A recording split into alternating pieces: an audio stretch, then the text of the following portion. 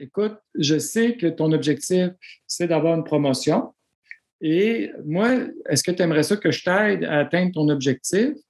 Et pour atteindre ton objectif, moi, oui, bien sûr, je veux que tu m'aides, évidemment. Et là, moi, je vois que si tu veux atteindre ton objectif, ça va être important que tu puisses avoir un impact plus grand auprès de tes collègues, surtout de tes employés. Parce que si sont démobilisés, ça ne te permettra pas d'atteindre tes objectifs. Donc, toi, tu te dis, ça n'a pas de bon sens, il est narcissique, il n'est pas humain. Mais si tu lui dis, sois humain parce que c'est sympathique être humain, tu n'auras pas l'impact voulu. Il faut toujours que tu parles le langage de l'autre en fonction de ses indicateurs à lui pour l'amener. Mais en même temps, si c'est pervers narcissique, je te dirais que son plaisir à lui, c'est de faire souffrir les autres. C'est un petit peu plus difficile à concilier. Vous écoutez La Talenterie, votre meeting du vendredi. Bon vendredi, bienvenue à ce nouvel épisode du podcast de La Talenterie où on parle d'entrepreneuriat, d'innovation sociale et du monde du travail. Cette semaine, je suis encore en compagnie de Mathieu Guénette. On poursuit notre saga et notre périple dans le monde des personnalités difficiles. Cette semaine, j'ai demandé à Mathieu de nous brosser un portrait des personnalités narcissiques. On va aborder aussi le pervers narcissique, puis Mathieu explique bien la différence entre les deux. Et aussi, on va parler des personnalités histrioniques au travail. Bonne écoute!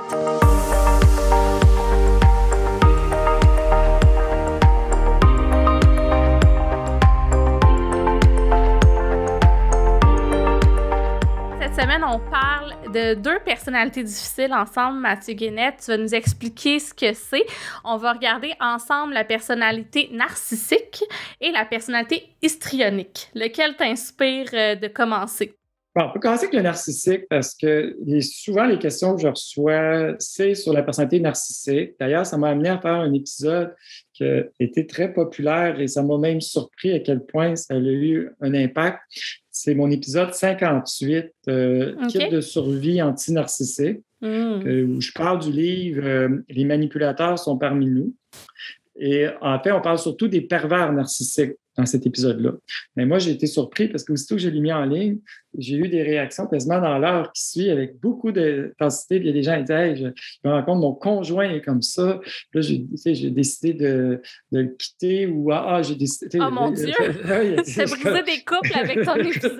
En tout cas, ça va l'air pas des couples très, très sains, je pourrais vérifier, mais tout ça pour dire que ça a eu très rapidement, quasiment dans les heures qui ont suivi, un impact. Il est très écouté. Donc, moi, je pense que la personnalité narcissique, pervers narcissique, c'est sûr qu'elle est très dommageable. Et malheureusement, en organisation, on peut penser que c'est un profil intéressant parce que c'est quelqu'un qui dégage de la confiance en apparence. Puis on pense que confiance, c'est de l'assurance et ça va être de la performance. Que les gens, d'ailleurs, selon une étude de la Colombie-Britannique, là, j'en parle dans le candidat viscéral, c'est pour ça que je suis aussi précis, mais ils ont fait des recherches puis ils se sont rendus compte que les gens, les candidats qui avaient une tendance à avoir des traits narcissiques étaient plus susceptibles d'être dans les finalistes et d'être recrutés que les autres candidats. Parce qu'on a l'impression que hey, j'ai réussi telle affaire, c'était moi le meilleur. Oh, wow! Hey, il est bon, lui, il est compétitif. Puis, en fait, on fait fausse route parce qu'on ne peut pas avoir un narcissique qui est sain parce qu'un narcissique va toujours penser à ses propres intérêts avant ceux de l'organisation. Donc, c'est pas bon pour l'organisation. Et il est là pour lui avant tout. Et il cache un peu ses intentions. Puis, il se sert des autres comme des accessoires. Donc, il va dire que c'est pour l'organisation parce que il tient tellement à cœur et que l'équipe lui tient à cœur. Mais ça, c'est la version charmeur du narcissique. Mais à d'autres moments, il va se dire, ça, c'est à moi, ça, je mérite ça, je veux des privilèges. Et c'est quelqu'un qui est beaucoup dans les perceptions. Il est beaucoup dans l'image. Donc, il n'est pas dans le résultat. OK. Et ça, c'est très dommageable. Là. Et le narcissique, là, moi, j'ai une image pour aider à faire la différence entre le narcissique et le pervers narcissique. Donc, on comprend que tous les pervers narcissiques sont narcissiques, là, dans le sens que on va dire que le continent, c'est le continent narcissique. Là. Et il y aurait un pays dans le continent narcissique qui serait le pervers narcissique. Donc, c'est pas un endroit où passer ses vacances, soit dit en passant, mais c'est juste pour illustrer là, que si on avait, qu'un est dans l'autre, là, puis un narcissique, en fait, lui, son objectif, c'est lui-même, c'est ses propres objectifs. Et si on fait une analogie de quelqu'un qui est en voiture, bien, il va se dire, moi, si tu es sur ma route, je vais te passer dessus. C'est plate pour toi. Si tu es sur le trottoir, bien, tant mieux, je ne t'écraserai pas. Si tu es dans ma voiture et que ça t'amène à quelque part d'intéressant, bien, tant mieux pour toi. Moi, je m'en fous. Que ça soit utile, nuisible, indifférent, ça n'a aucune importance. Moi, ce qui compte, c'est où je m'en vais. Donc, fait que pas beaucoup d'empathie. Là. Pas d'empathie, c'est ça. Mais il y a une indifférence. Tandis qu'un pervers narcissique, c'est qu'il prend plaisir, un plaisir sadique, à nuire aux autres. Que lui, il ne veut surtout pas rendre service aux autres et il va faire un détour pour écraser quelqu'un avec sa voiture. Il ne va pas se dire, ben, si tu n'es pas sur mon chemin, je ne t'écrase pas. Non, tu es sur le trottoir, puis il va venir t'accrocher avec son auto parce que lui, il veut se sentir supérieur. Puis quand les gens sont malheureux, puis qu'ils ont des malheurs, puis c'est difficile pour eux, bien, ça lui donne le sentiment qui est rehaussé. Parce que si tout le monde va mal, puis moi je vais bien, bien, ça me donne le sentiment que je suis supérieur. Okay? Que c'est des gens qui nous entraînent souvent dans leur propre tourbillon et ils vont trouver des moyens de nous affecter en remettant en question notre confiance et en nous créant un stress qui n'est pas nécessaire, en faisant en sorte que les gens se parlent les uns contre les autres. Je te dis à toi, écoute, Denis, il m'a dit telle affaire, fais attention. Toi, tu t'en veux à Denis. Moi, je sème la zizanie, mais toi, tu penses que le problème, c'est Denis parce que moi, je suis tellement grand cœur, je t'ai dit que Denis n'était pas fin avec toi. Mais en réalité, ça prend un peu de temps, des fois, avant les détecter. Puis, il y a de la fausse gentillesse. Tu sais, moi, je te dis ça pour ton bien, là, Sarah. Là. C'est parce que je t'aime, hein, parce que je veux ta réussite que je te dis ça. Mais je sais très bien que je suis en train de miner ta confiance et que ça a un impact. Mais toi, tu penses que j'ai été gentil. Quand tu dis « je sais très bien », est-ce que c'est conscient? Est-ce qu'un pervers narcissique est forcément conscient du mal qu'il fait aux autres? Bien, on s'entend que c'est des gens qui n'ont pas d'introspection puis pas trop d'empathie, qui n'ont pas une lecture. Mais je dirais que oui, il est conscient qu'il provoque une réaction chez l'autre. C'est voulu. Et c'est sûr qu'il va le justifier de toutes sortes de façons. Mais évidemment, il prend plaisir à voir l'autre paniquer. Je dirais qu'il y a quand même une intention là, derrière ça. C'est sûr qu'il ne va pas se dire « Mon Dieu, je suis méchant » et il va rire d'une manière sadique, mais il est quand même conscient que... Et c'est sûr qu'on comprend, c'est des gens qui manquent de confiance profondément. Et la meilleure façon pour eux de se donner un sentiment de confiance, c'est en se croyant supérieur et en se répétant comment ils sont bons. Que c'est sûr qu'il y a différents niveaux là, de conscience. Là. Mettons, le premier niveau, ils se sentent supérieurs et ils devraient mériter. Puis un élément important dans le narcissisme, là, c'est narcissique, ça veut dire quelqu'un qui se raconte une histoire, là, qui est centré sur ses propres intérêts. Mais tu sais, quelqu'un qui fait simplement, mettons, penser à lui, à ses intérêts avant, on peut dire qu'il est égocentrique, mais pas nécessairement narcissique. Et je trouve que des fois, on a le narcissique facile. Et on va dire, ah, lui, il est narcissique, il s'aime bien gros, il parle de lui. Mais ça, je trouve que le narcissique, il y a quand même une démesure dans sa vision de lui-même, dans un sentiment de supériorité. Il y a une histoire qui se raconte de supériorité. C'est beaucoup en rapport avec l'autre, où je me situe par rapport aux autres. Et je veux toujours grimper, et c'est beaucoup lié à mon image. Donc, il y a des gens égocentriques qui ne sont pas narcissiques. Là. Donc, il faut juste faire la différence. C'est quelqu'un qui va manquer de confiance, là, qui va vouloir compenser, puis qui est beaucoup dans l'envie. OK. Que chez le pervers narcissique, l'envie prend le dessus.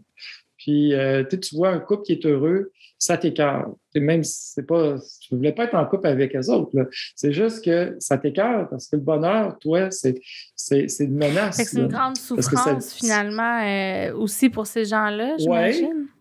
Ils vont faire souffrir les autres. Ils vont entraîner les autres pour que. Et là, si le couple peut aller mal, bien moi, ça va me soulager. Puis je vais me dire, dans le fond, l'amour n'existe pas.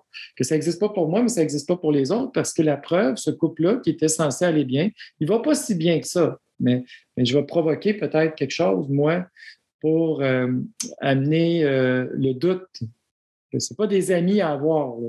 Non, vraiment pas. Puis j'avais entendu que... Puis je sais que c'est... J'avais entendu, je crois, pour le psychopathe, mais je pense que j'avais entendu ça pour les personnalités narcissiques. Est-ce que c'est vrai que quand on les met devant, disons, un diagnostic, là, mettons, on parlerait du rouge, là, peut-être un trouble de personnalité, sont contents de ça ou sont comme fiers d'être... J'avais entendu ça.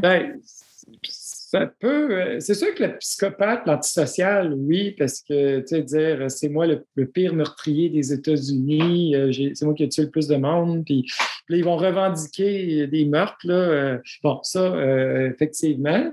Je dirais que les pervers narcissiques ou narcissiques, je dirais que c'est très variable en fonction de ce qui est valorisé. Et que c'est sûr que si on me dit, lui, c'est une personnalité hors du commun, puis il y a des traits narcissiques, puis, mais ça fait partie aussi de sa dynamique, puis ben, peut-être que ça pourrait me faire plaisir de cette notion-là, mais en même temps, on peut avoir quelqu'un de très narcissique, mais mettons que je travaille dans un organisme à but non lucratif, puis je veux qu'on dise de moi que je suis la personne la plus charitable. OK. C'est sûr que je vais vouloir qu'on le sache. Puis je veux regardez comment je suis généreux. Puis, lui, là, il n'a pas peur oui, il y en a, c'est avec la richesse. Regardez, j'ai une voiture, une Ferrari. Donc, ça, évidemment, il y a des gens qui disent que les commerces de voitures de luxe, c'est basé sur des gens qui veulent montrer leur richesse, leur identité spéciale. Mais ça pourrait être l'inverse aussi, de dire, regardez, moi, comment je suis modeste, comment je vis pauvrement, je fais du zéro déchet. Regardez, bon, mais là, ça devient narcissique, mais je fais de l'aide humanitaire. Fait que Saint-François d'Assise était narcissique, non, s'il vous plaît. Ah, sûrement. C'était des blagues. Mais... Ah, mais si on décortique, on appelle l'objet du narcissisme peut varier dépendant de mon environnement. Que c'est pas de dire ils ont nécessairement une Ferrari. Ça dépend dans quel milieu. Si je suis dans un milieu artistique, c'est le plus cool de la gang. Je comprends. C'est élevé dans un milieu, par exemple, qui valorise beaucoup l'entraide puis la générosité, ben c'est plus là-dedans que tu vas, OK? Ça va être ça. Super. Exactement. Là, on pourrait en parler pendant vraiment longtemps. Puis je vais inviter les gens à aller écouter ton balado. Tu as dit l'épisode 58. Pour creuser davantage. Mais je veux qu'on parle aussi de la personnalité histrionique parce que c'est différent. Ouais. Puis en même temps, il y a quand même certaines zones que qui pourraient être mélangeantes, là, je pense, quand on ne connaît pas. Tout à fait.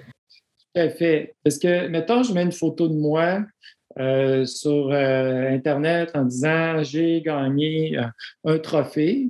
Bien, c'est correct, là, ça dit en passant. Moi, je le fais, là. Je gagne un trophée, tu vas me voir sur Facebook, sûrement. Mais en même temps, il y a comme il faut distinguer un comportement qu'à mes heures, je vais aimer avoir de l'attention. C'est correct, c'est normal, avoir de la reconnaissance. C'est pas mauvais en soi. Mais en même temps, c'est sûr que si c'est excessif puis qu'à un moment donné, tous les jours, je vais me faire dire que je suis bon, bien là, on va dire, bien là, c'est narcissique, ça, parce qu'il veut montrer sa supériorité. Mais pas forcément. Parce que la personnalité histrionique, c'est une personnalité qui a un besoin excessif d'attention. Et là, de vouloir avoir de l'attention sur les réseaux sociaux, ça peut être nourri par un besoin qui est, mettons, lié à la personnalité histrionique. Et la personnalité, et là, ça devient mélangeant parce que tu te dis, ben, donc, c'est-tu narcissique ou c'est histrionique? Ouais. Donc, ça pourrait être un cas où on pourrait ne pas le savoir. Parce que, tu sais, la phrase, moi, que je me sers pour nous aider, c'est l'histrionique, il va dire, parlez de moi en bien, parlez de moi en mal, mais parlez de moi. Ça, c'est plus proche de l'histrionique. Et l'histrionique est beaucoup plus dans la dimension affective. Donc, je veux donner le sentiment à chacun, même si c'est des gens que je vois de manière superficielle juste une fois, que marquer les esprits.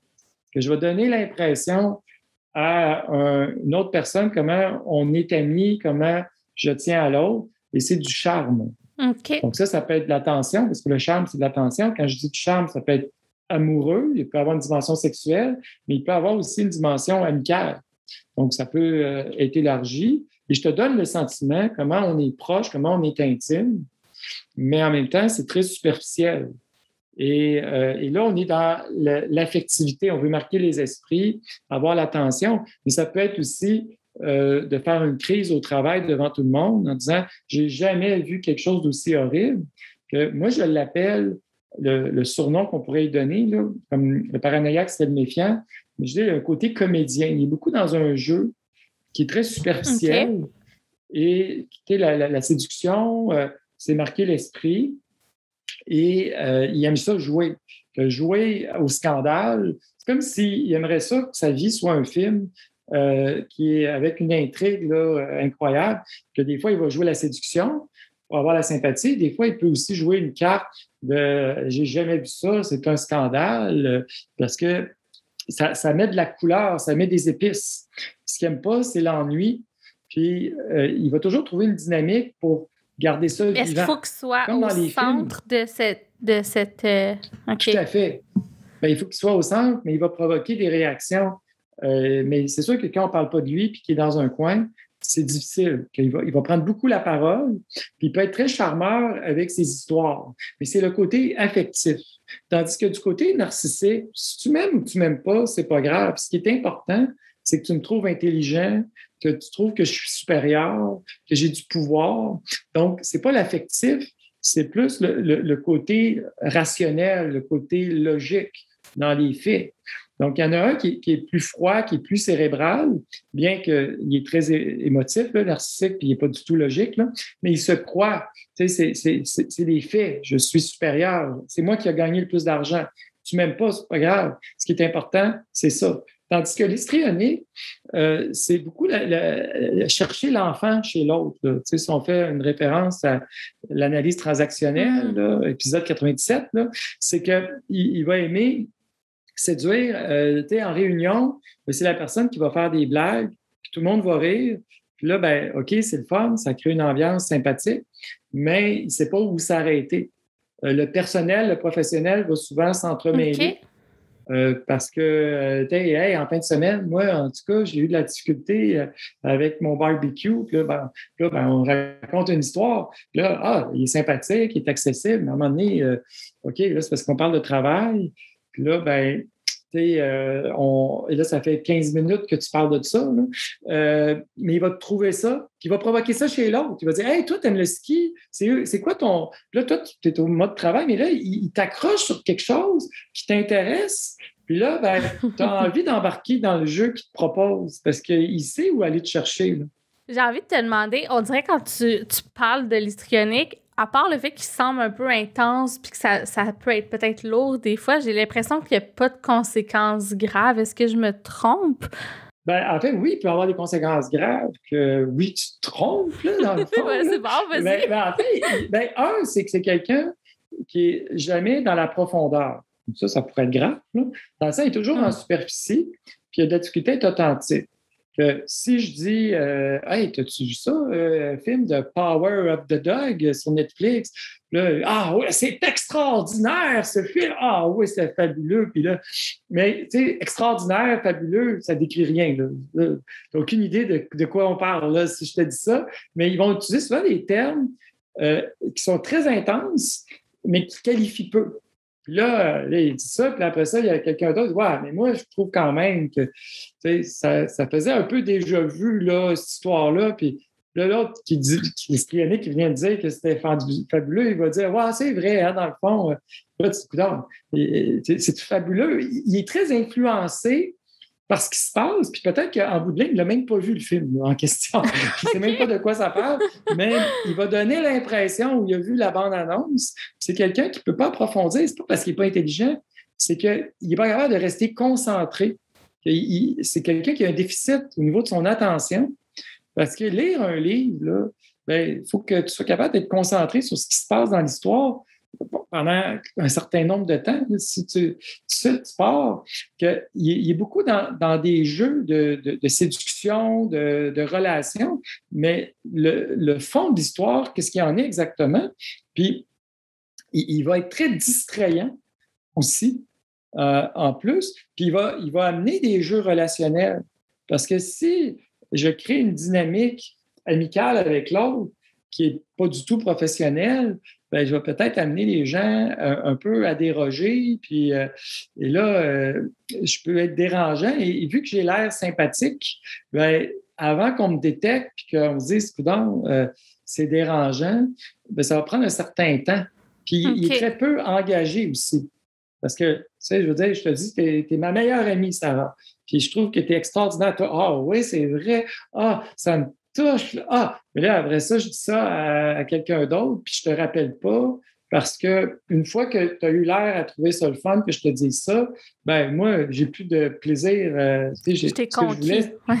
Tu fais partie des conquis. Que là, tu comprends comment ça peut être problématique? C'est-tu plus clair que c'est problématique? Oui, mais une affaire où tu m'as perdu un peu, c'est quand tu dis tu as fait un pont ou un lien avec le déficit d'attention. Fait que je n'étais pas sûre de comprendre le lien entre le déficit d'attention et la recherche d'attention.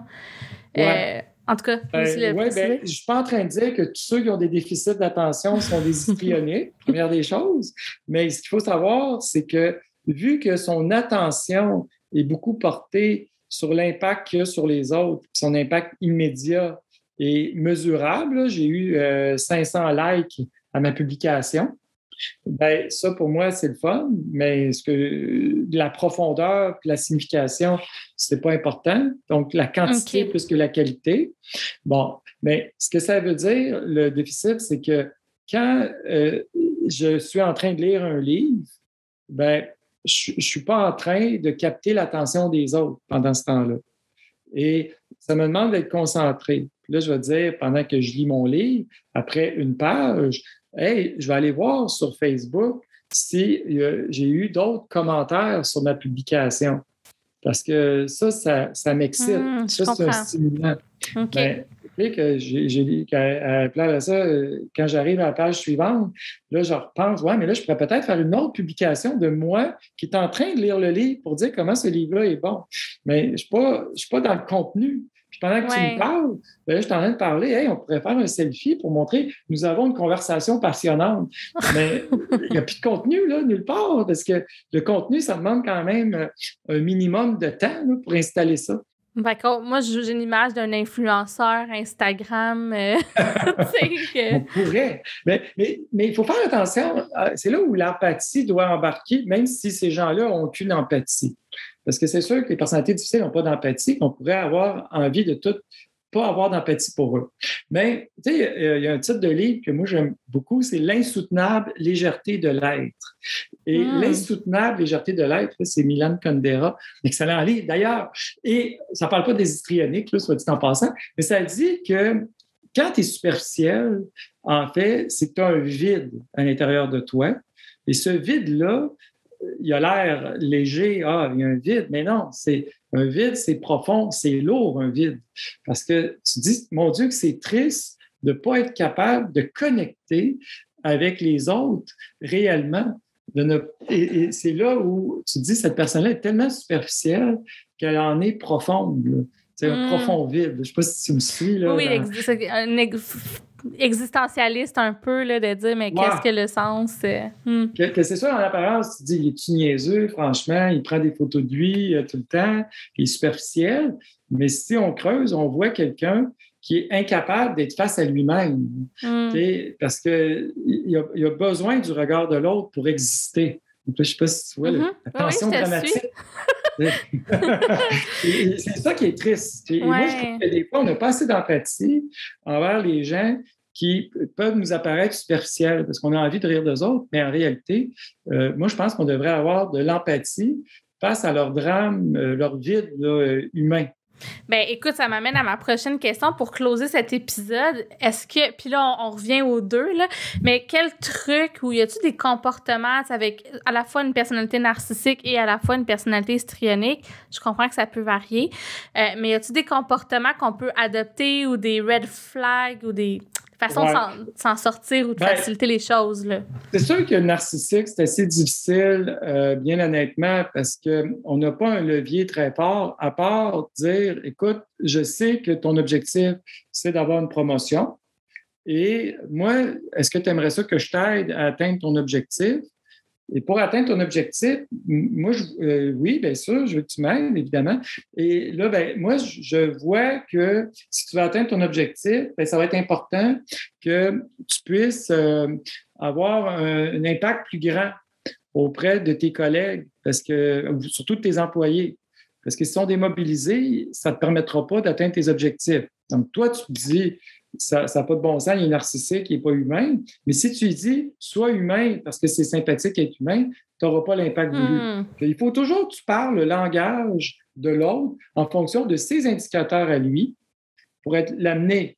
Mais en même temps, si c'est pervers narcissique, je te dirais que son plaisir à lui, c'est de faire souffrir les autres.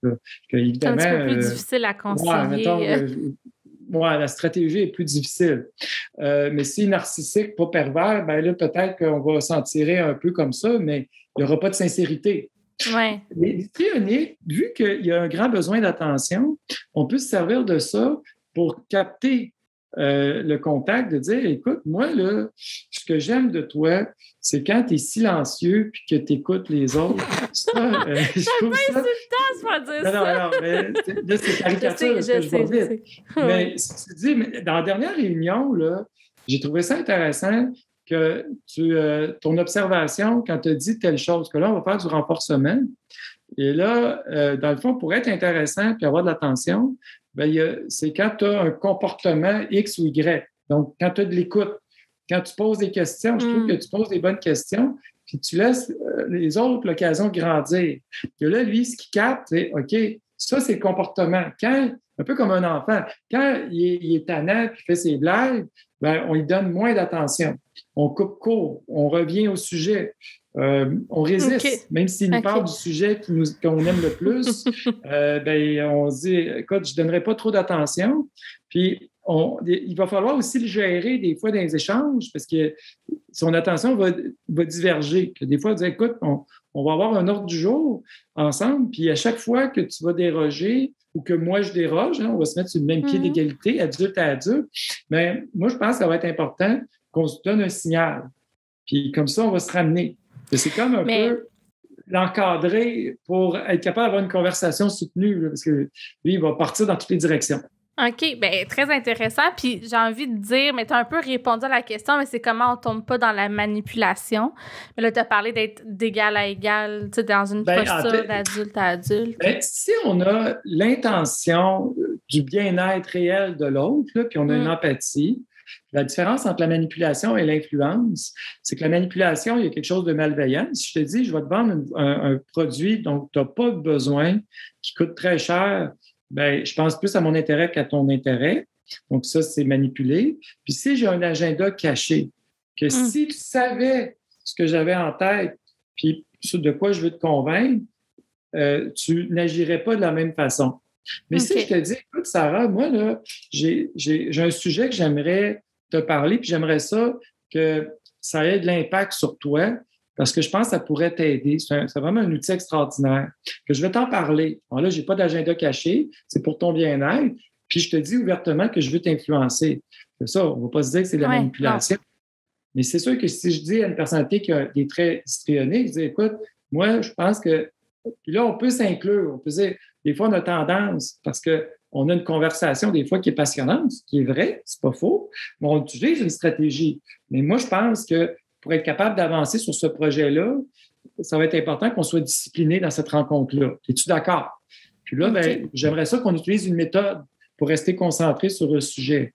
Est-ce que ça tirait? Là, j'ai son consentement. Mais c'est sûr, j'utilise une approche, mais c'est pas caché, puis c'est pas contre ses intérêts. Moi, je considère que c'est influence et non manipulation dans ce cas-là. Tout à fait. Je vois très, très bien la nuance. Puis d'ailleurs, s'il y a des gens qui veulent plus de trucs ou comprendre plus en profondeur, là, on a déjà parlé de ton épisode, je ne vais pas me tromper, 58? Ouais. Sur le narcissique. Le narcissique pervers narcissique. Il me semble que tu as parlé d'histrionique aussi sur ton podcast. Est-ce que tu as le numéro? Pas encore. J'ai pas un épisode spécifique sur l'histrionique. Peut-être à un moment donné, je vais en avoir pour tous les troubles de personnalité, mais j'en parle dans l'épisode 37. 37, c'est ça, j'allais dire. Général. Okay. Ouais. Okay. Ouais, là, j'en parle. Mais là, je parle de tous les autres troubles aussi. OK, cool. Ben, il va falloir que tu en fasses un sur la personnalité histrionique, ça veut dire. C'est mon rêve de toutes les couvrir. Là, j'en ai 2 sur toute la gang de couverts spécifiques. La personnalité limite puis le narcissique sont couverts, mais là, il en reste pas mal d'autres là, à couvrir. Ah oui, il y a de la place. Super. Hey, puis on l'a pas dit depuis à l'autre épisode avant, mais tu as aussi un groupe sur Facebook. Est-ce que les gens peuvent s'inscrire ou c'est exclusivement tes anciens étudiants? Non, mais non, tout le monde peut s'inscrire. Il y a à peu près 3000 abonnés là-dessus. Et je publie de temps en temps là, ce qui est en lien avec les personnalités difficiles. Il n'y a pas vraiment d'objectif à ce groupe-là. Donc, je le fais encore par plaisir, là, mais c'est assez sporadique, là, ici et là, quand j'ai quelque chose d'intéressant.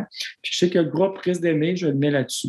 Ben parfait. Fait qu'on va inviter les gens, si vous avez envie de réagir à tout ce que vous entendez dans les épisodes au courant du mois de février ou après avoir écouté les épisodes de Mathieu, n'hésitez pas à réagir dans le groupe des personnalités. Puis dans l'historique de cette page-là, il y a énormement de contenu.